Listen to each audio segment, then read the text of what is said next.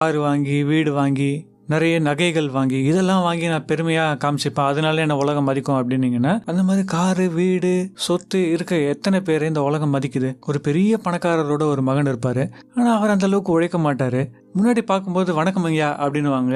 ஆனால் அவரே போனதுக்கு அப்புறமா கொஞ்ச நேரம் கழிச்சு பார்த்தீங்கன்னா, அப்போ சுற்றுல வாழ்ந்துகிட்டு இருக்காங்க, இதெல்லாம் ஒரு பெரிய விஷயமா அப்படின்னு தான் பேசுவாங்க. இதுதான் இல்லீகல் விஷயத்துல, வேகமாக பணம் சம்பாதிக்கிறேன்ற விஷயத்துல, தவறான வழிகளில் சம்பாதிக்கிற பணமும் முன்னாடி பார்க்கறதுக்கு வேணா மரியாதை பேசுகிற மாதிரி தெரியலாம், ஆனால் நிறைய பேரோட மனசில் அந்த மரியாதை இருக்காது, நடிக்க வேணா செய்வாங்க. அப்போ உண்மையான மரியாதை பெறுவதற்கு என்ன செய்யணும் அப்படின்னு கேட்டிங்கன்னா, சில விஷயங்களை செய்யாமல் இருக்கணும், சில விஷயங்களை செய்ய ஆரம்பிக்கணும்.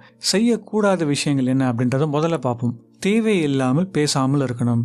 சில பேரால் பார்த்தீங்கன்னா தான் பேசுவதை நிறுத்தவே முடியாது. அதனால நிறைய நேரங்களில் நிறைய பேரை எம்பாரஸ் பண்ணுற மாதிரி, தன்னையும் சேர்த்து அவமானப்படுத்திக்கிற மாதிரி நிறைய விஷயங்களை பேசிடுவாங்க. ஸோ நமக்கு தேவை